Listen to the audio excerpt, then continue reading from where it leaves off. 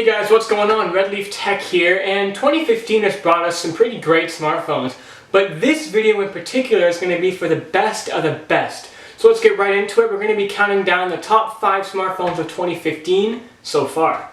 Just a quick disclaimer for this video, I actually don't personally own any of these devices, but I have tested them all out in store, so I have a pretty good idea of what they're like.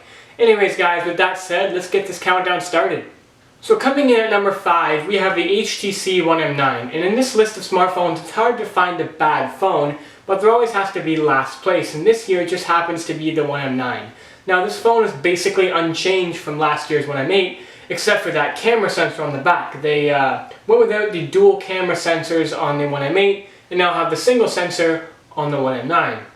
This is a 20 megapixel sensor, which is great, but HTC's image processing still isn't very good, so if you don't have optimal lighting, then you're not going to get a very good picture. It keeps the same metal build, which feels wonderful in the hand, and those front-facing boom sound speakers, which are super nice. But the reason this guy comes in at number 5 is because it's basically the same as last year, and there's nothing that really sets it apart from the competition.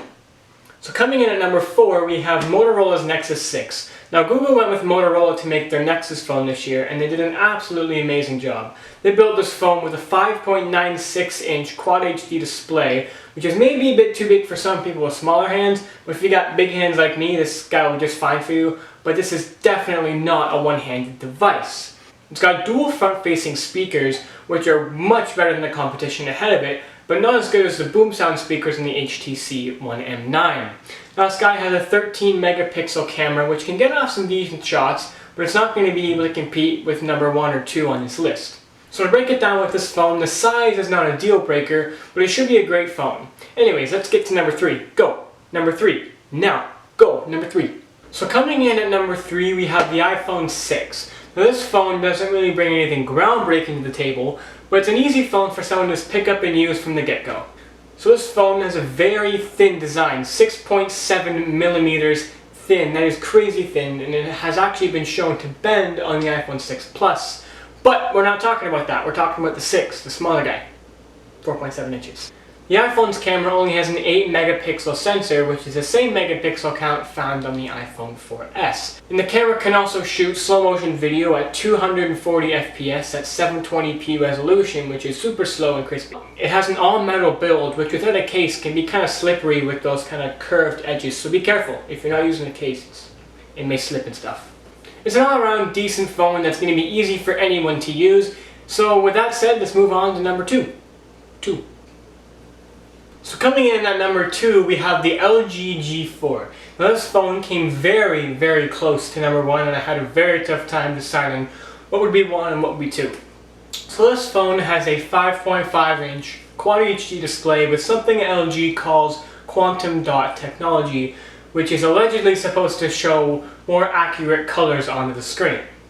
So the G4 keeps the rear-facing volume and power buttons on the back of the phone from the G2 and the G3, so it seems like this is going to be LG's trademark for the coming years. So this guy has a 16 megapixel rear-facing camera, which keeps the laser autofocus from the G3, which is used for some wicked fast focusing. So one thing about the G4's camera that actually makes it stand out is the fact that you can shoot photos in manual mode, which allows you to adjust things like the white balance and the ISO, and really have full control over your pictures, and it can get out some pretty amazing shots. So the G4 keeps the removable 3000 mAh battery, and it seems to be one of the last phones to do so, as all the phones on this list have all had non-removable batteries. So because of that removable back, the G4 isn't as premium as some of its competition, but it still is a very well-built phone, and you have a couple of options between backings like ceramic and leather, which make it feel very nice. So this is a great geek phone. It has all the latest and greatest specs. It's got all the RAM you need, all the processing power you need. It's a very fast, amazing phone. So if you're a geek like me, this is a phone for you. Buy it. So the one you've all been waiting for. Coming in at number 1, we have the Samsung Galaxy S6/S6 Edge. Finally Samsung, no more plastic. Done. Wonderful. Oh.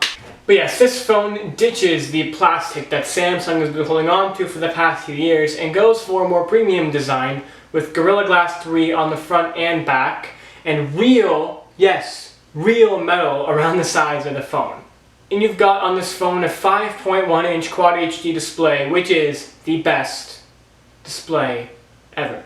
No competition. This thing is beautifully bright, colorful, and vivid, and clear, and amazing. You've got a 16 megapixel rear-facing camera, which is really competing with the LG G4 as it also shoots in manual mode, but it's really hard to pick a winner at this point. And finally, TouchWiz has been cleaned up. It's not perfect, but Samsung has definitely taken down some of the bloatware and the unnecessary stuff from TouchWiz to make it much more user-friendly. And this phone is showing a very bright future for Samsung, definitely taking the cake for the best smartphone of 2015. So there you have it, that was the top 5 smartphones of 2015 so far. Now let's hope 2015 is just as good to us as it was in the first half, bringing us some great smartphones for the year to come. Anyways guys, thank you so much for watching, have a good one, and peace out.